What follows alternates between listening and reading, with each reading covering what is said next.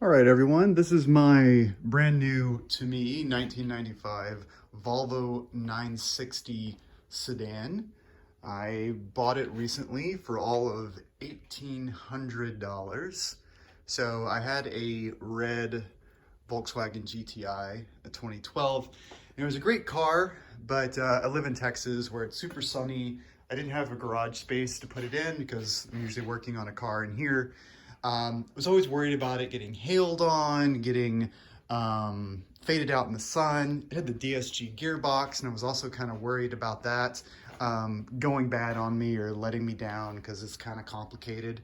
Um, so a dealership offered me a ridiculous sum for it, given that with the pandemic and everything, they're really just trying to, get their inventory up. And finally, the right number came in, so I took them up on it.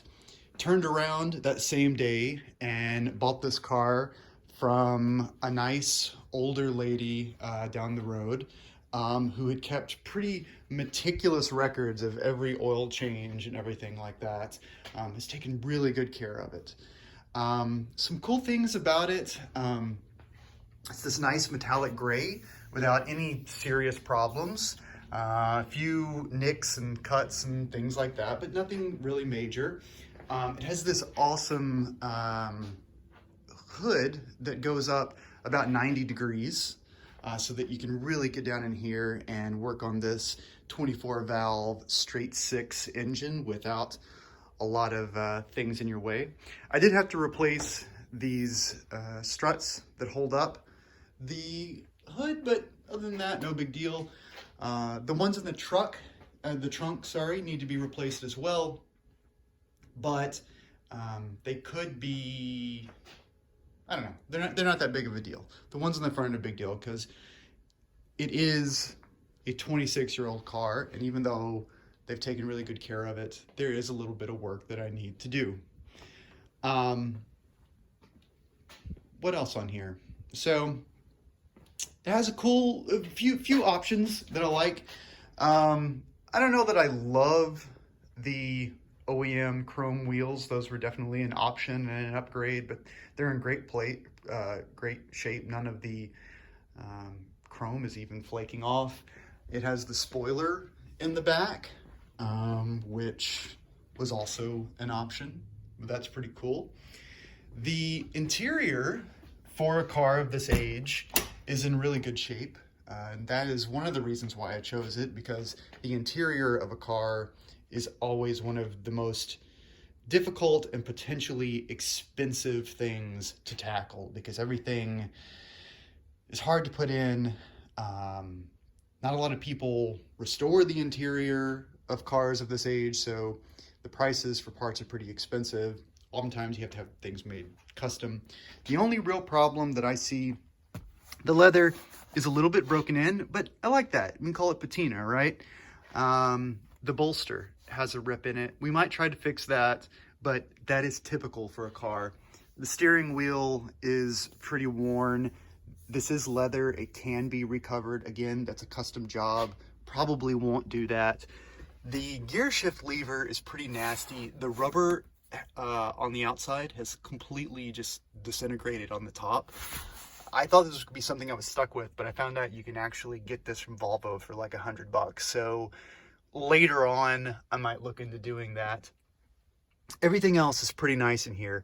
AC works, radio works, actually sounds pretty damn good too. The 6 CD changer in the trunk even works. Usually those have gone bad from the heat breaking down the plastic components, but we don't have that problem here. The cigarette lighter isn't working, and it's not due to a fuse, so we got to figure that out. And then the light up here, as you can see, isn't quite working. I've got it turned off because it's acting a little funny, but even the sunroof works, which is pretty cool. So why did I choose a 26-year-old Volvo? Well, I have a 2.5-year-old, and most of the time she's in my wife's much newer crossover, but occasionally I have to take her somewhere. There's always the chance of an emergency. So I needed something that was relatively reliable, that had a nice back seat, that was safe, and a little bit quirky and interesting. I don't like to look like everybody else on the road. A little bit of vanity there. The Swedes have this down. Volvos don't look like any other car. Some people say they look like bricks, and maybe they're right, but that's kind of endearing, and one of the reasons why they have that lasting power. Also, they're really, really known for their safety. It has airbags for both the driver and the passenger. It has ABS. It has disc brakes all around. Things that I don't know if they were necessarily required in 1995, but I don't think that they were.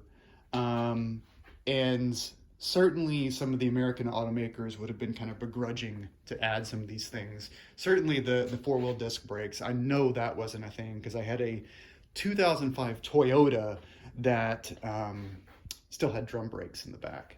So really no cost cutting when it came to safety here. It was also made in relatively high numbers, which means that parts are relatively easy to come by. If this was something that was one-off, or it was the first year that it was made or something like that, that can be a real pain to do. I figured that out working on like a Cadillac Alante. It was really difficult to find the parts for it. Never do that again. Now, let's talk about the problems that it has. Well, before we get to that, I'm going to talk about why I'm doing a video on this. There aren't a lot of videos for the 960 out there. Not a lot of tutorials explaining how to do work on these. I don't know exactly why that is. Maybe it's because they don't have that many problems, but I think part of it is also that, I wouldn't say that they're unloved, but certainly people like the wagons better than they like the sedans. People like the ones that are turbocharged and stuff like that. So you do see a lot of videos around that. This is naturally aspirated. It's not a wagon. So it's automatically something that enthusiasts aren't looking at yet. Also, being made during the Clinton administration, hardly a classic at this point yet. I also have a Porsche 944, and that is something that people are starting to consider a classic. Prices are going up in that. There's a big community around those. I can always find stuff when I need to fix things on there. This, not quite there. So I'm having to piece some information together. Now, a few things that need to be fixed. I already showed you the gear shift. Not really a big thing. It's aesthetic. But something that's also really common on these is the, what do you call these? The visor, the sun visor, is floppy. And that happens all the time. I've been told that they can't really be fixed and have to be replaced. I can't find them in gray, and they're really expensive. I might find one from a junkyard if they have it and it's not also broken. But since I'm going to take it out anyway, I'm actually going to try to fix it. And I'm going to do a video on trying to fix that. And maybe we'll have luck. Maybe we won't. We certainly won't be any worse off. Worst case scenario, I just won't have a visor, which I won't have, which I don't really use anyway because I wear sunglasses, which is an invention that's pretty cool. Another thing is when I bought it, I was convinced it had an exhaust leak. That's also part of the reason why I got it pretty cheap, but there's no exhaust leak, which is really frustrating. In fact, I've been up under it. The exhaust looks great. I took off this heat shield for the exhaust manifold, and actually one of the failure points is the gaskets for the exhaust manifold. I jacked it up. I put a shop vac on the rear on blow, pushed it up through here, and sprayed soapy water all over it. No bubbles. So now I'm trying to figure out what sounds like an exhaust leak, but isn't an exhaust leak. I have a couple of theories here, because another thing that I've noticed is it is relatively low on power. It's still very workable. There's no check engine light or anything like that, but it's slow to accelerate. Almost feels like an old diesel Mercedes. that I used to have. This shouldn't be like that. I mean, yes, it's an old car. Yes, it has more than 150,000 miles on it. But when it was new, it was sending roughly 200 horsepower to the rear wheels. Shouldn't feel like that. And then also, once I get up to speed, it's almost like I have too much power all of a sudden, and I have to let off the throttle, and then it kind of coasts and we go back and forth. When I got under here, I noticed a couple things. It's actually similar to something that I saw on my Porsche that I had to fix. And you'll notice the throttle body is here. This is the snorkel for the intake.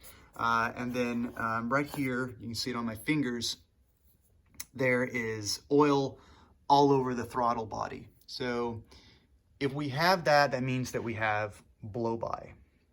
You'll also notice a fair amount of oil around here.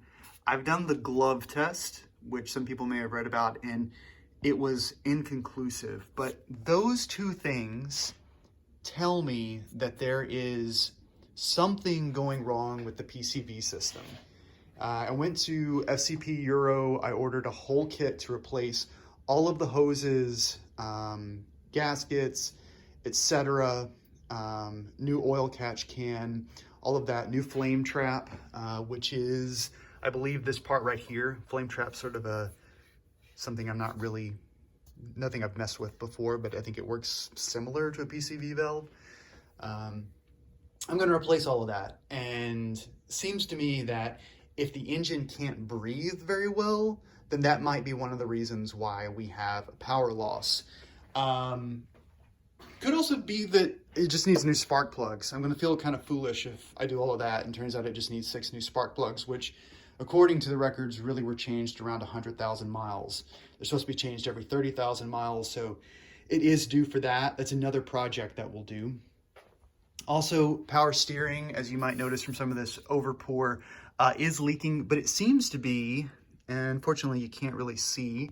Can I turn the light on this? No.